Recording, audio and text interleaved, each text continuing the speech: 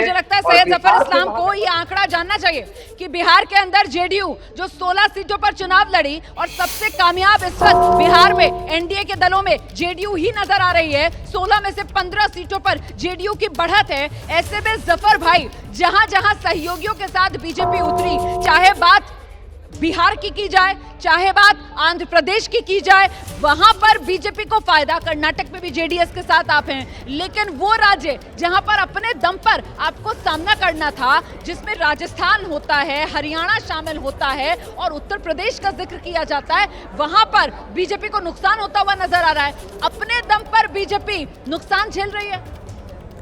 देखिए, अभी इस तरह के आकलन अभी हम नहीं करना चाहते हैं। अभी तो जैसा मैंने पहले भी कहा रुमाना जी कि इस वक्त आकलन करने का समय नहीं है। इस वक्त तो जो minute to minute, second to second आपके आंकड़े भी चेंज हो रहे हैं, सबके आंकड़े चेंज हो रहे हैं और मुझे लगता है कि हमें थोड़ा देर तक इंतज़ार करना चाहिए, इसलिए कि जो पिक्चर जो क्लियर होगा।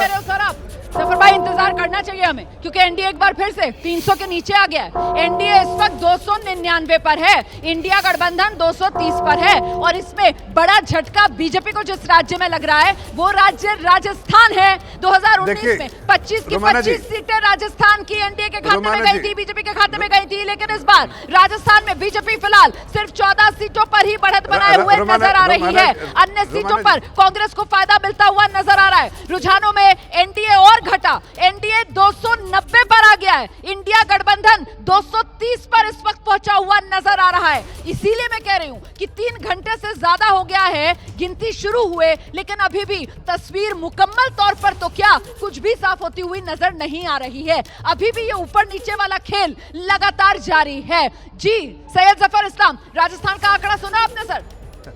अरे मैं कह रहा हूँ कि राजस्थान में हम जिस तरह का परफॉर्मेंस था, एक आध सीट इधर उधर हो जाए तो अलग बात है, लेकिन पूरे आंकड़े आने दीजिए।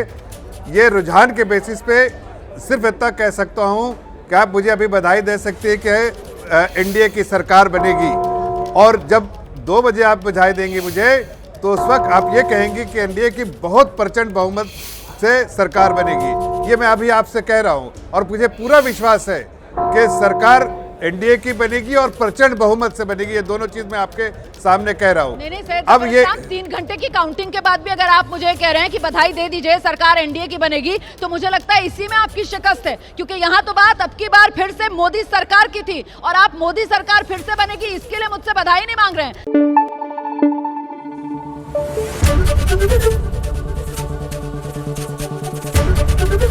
एबीपी न्यूज आपको रखे आगे।